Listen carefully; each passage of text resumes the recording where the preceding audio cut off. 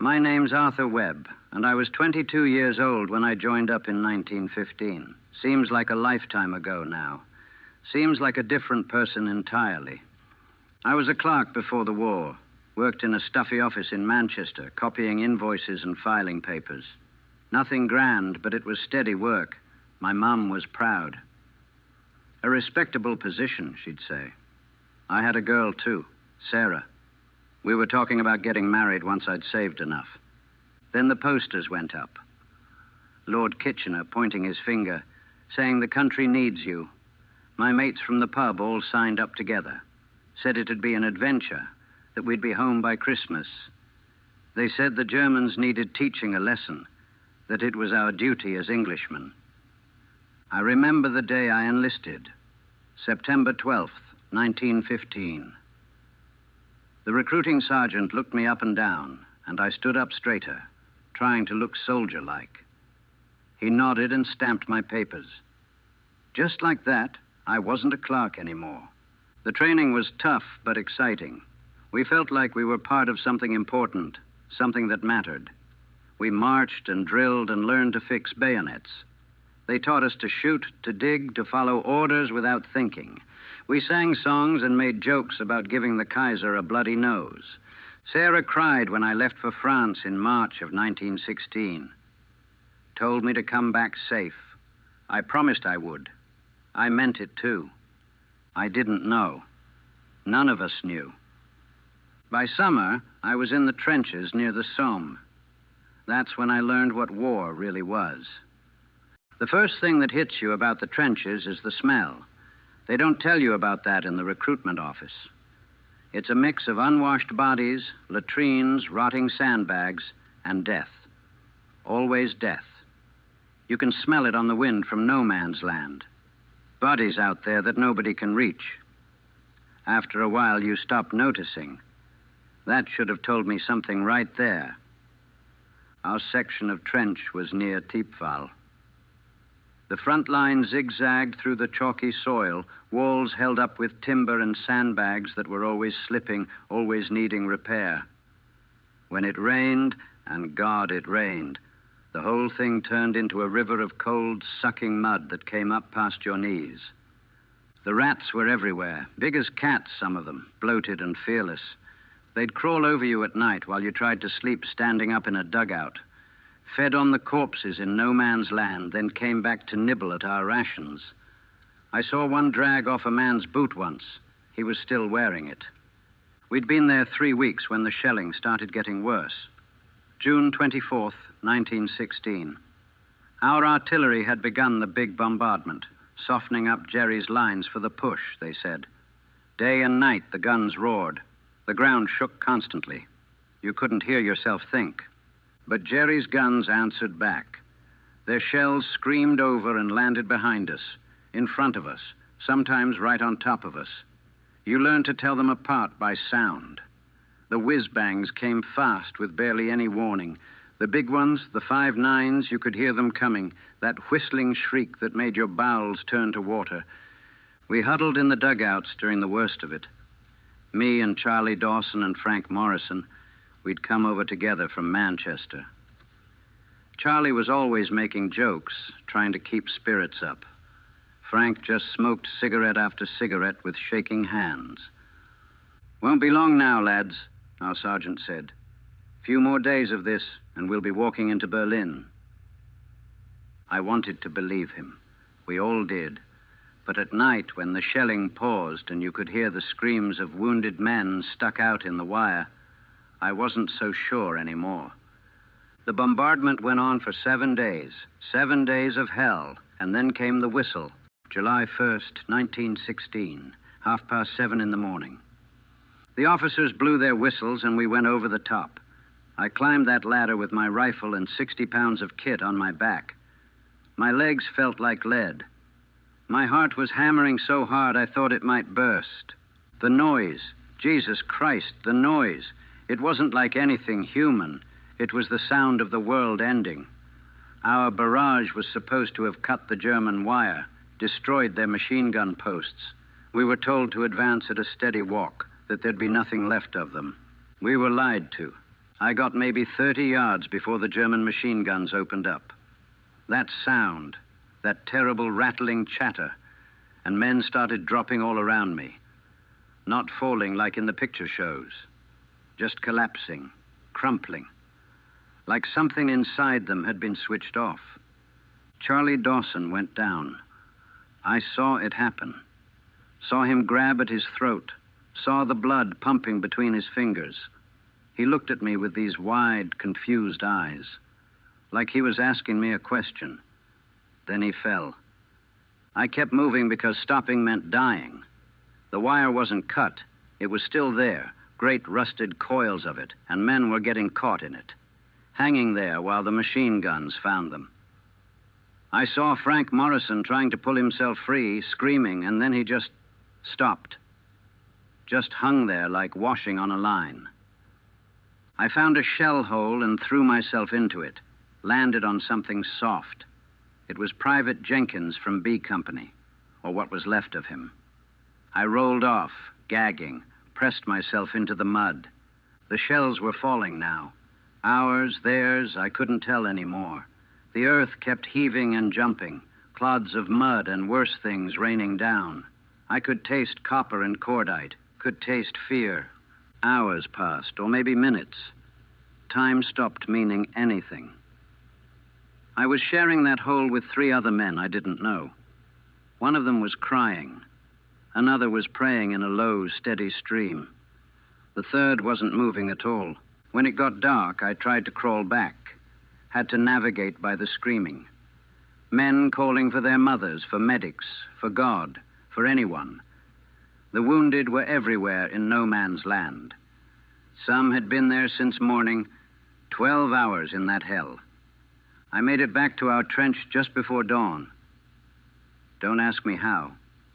I don't remember most of it. I remember hands pulling me down into the trench. I remember someone giving me water. I remember the officer doing a head count. My company went over with 140 men. 43 came back. Charlie was gone. Frank was gone. Most of the lads I'd trained with, shared rations with, talked about home with, all gone. Just gone. Like they'd never existed. And we'd gained nothing. Not a single yard of German trench. 20,000 dead that day across the whole line, I heard later. 20,000. That night, I sat in the dugout and tried to write to Sarah. Tried to tell her I was fine, that everything was all right. The pencil just shook in my hand. I couldn't make the words come. That was the first day of the Somme. We had 4 more months of it ahead of us. The days blurred together after that. We'd attack, get thrown back, dig in, then attack again. Gain a trench, lose a trench. A few yards forward, a few yards back. The maps showed progress, but it was all lies. We were just churning up the same bloody ground over and over. They brought up replacements, fresh-faced boys who looked at us like we were ghosts. Maybe we were. They'd ask questions. What's it like? Is it true about the rats? Are the Germans tough fighters? We'd just stare at them. What could you say? They'd learn soon enough. Most of them didn't last a week. The routine became almost normal, and that's what scared me most. You'd stand to at dawn, watching over the parapet for any attack. Then breakfast, if the supply trucks had made it through, bully beef and hard biscuits and tea that tasted of petrol. Then you'd work, filling sandbags, repairing the trench walls, pumping out water, always water. The lice were everywhere. In your clothes, your hair, your blanket. You couldn't get rid of them. We'd sit there during quiet moments, running a candle flame along the seams of our tunics, hearing them pop. But there were always more. The shelling never really stopped. Random. That was the worst part. You could be sitting there having a smoke, and suddenly a shell would land, and 3 men you'd been talking to were just meat. No warning, no reason, just chance. I stopped learning the new men's names. What was the point? At night, we'd go out on wiring parties or patrols into no man's land. crawling through the mud and shell holes in the dark, listening for German patrols doing the same thing. Sometimes you'd hear them whispering in their own language just yards away. Sometimes we'd fight, quick, brutal things with knives and clubs and entrenching tools. Sometimes we'd both just freeze and wait for the other to leave. The bodies were still out there, ours and theirs. You'd use them as landmarks. Take the patrol past the tree, then left at the dead Tommy with one arm. After a while, they didn't look like people anymore. Just objects, shapes in the landscape. I think that's when I started to go numb. Had to, really. You couldn't feel everything and still function. Couldn't mourn every death, or you'd never stop mourning. So you buried it, pushed it down deep and put on a mask. Laughed at the jokes, ate your rations, cleaned your rifle, followed orders. But at night, when you tried to sleep standing up in those funk holes, pressed against the trench wall with the rats scurrying past your feet, that's when it would creep back in. The faces of the men who died, Charlie's confused eyes, Frank hanging in the wire. We were told we were winning, that every attack brought victory closer. But I couldn't see it. All I could see was the mud and the blood and the endless grinding waste of it all. It was October when I broke. Not all at once, not dramatically, just quietly, inside where nobody could see. We'd been ordered to take a German position near Beaumont Hamel. Another push, another final effort. The officers talked about breakthrough, about cavalry waiting to exploit the gap. We didn't believe them anymore. We just went because that's what you did. The attack started at dawn. I went over with the others, walked forward into the machine gun fire like we'd done a dozen times before. Men fell. I stepped over them, kept walking. The German trench was ahead. We had to reach it. That's all that mattered. I made it into their forward trench, jumped down among the sandbags and dugouts. There was a German soldier there, couldn't have been more than 18. Blonde hair, terrified eyes. He raised his hands to surrender. I bayoneted him anyway. I don't know why. I wasn't angry, wasn't scared. I just did it. Pushed the blade into his stomach and watched him fall. He made this sound, this wet, gurgling sound. His hands clutched at the wound. He was crying. I pulled my bayonet free and moved on. Left him there to die. We held that trench for 6 hours before a counterattack pushed us out. More men died taking back what we'd just taken.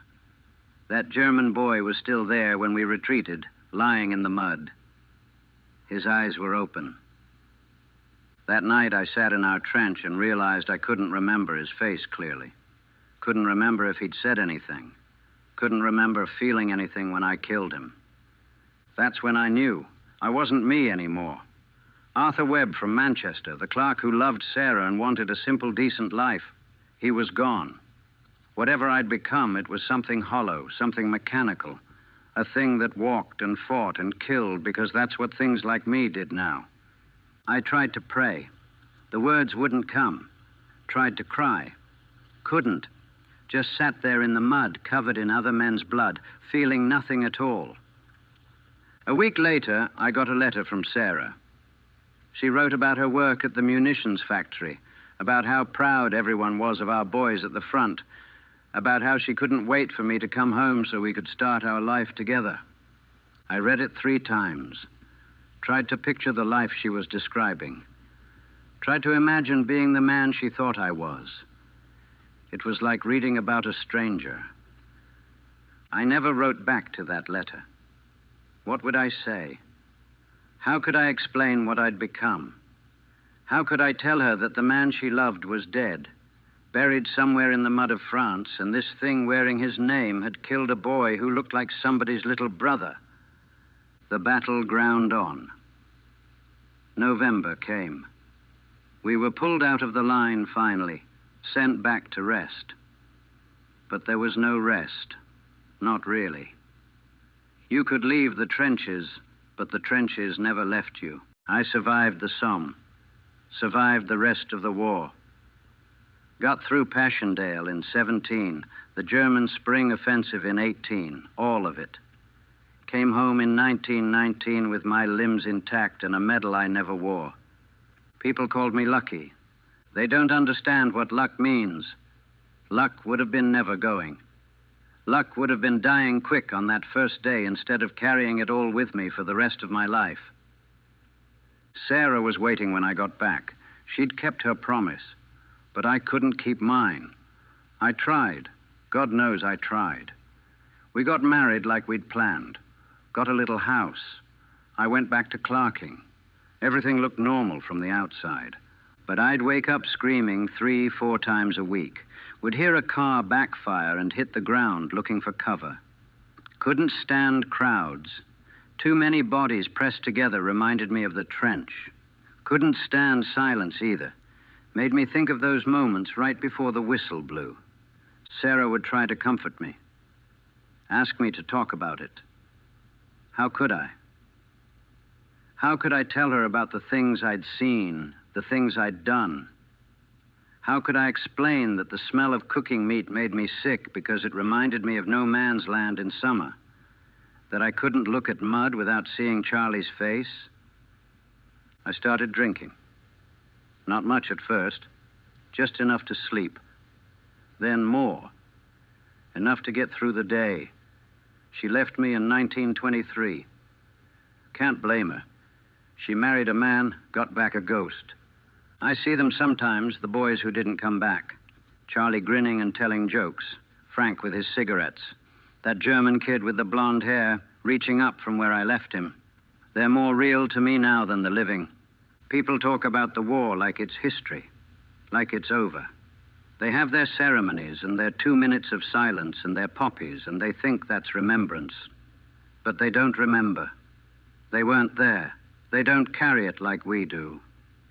The war didn't end in 1918. It's still going. Still being fought in the heads of men like me. Still killing us, just slower.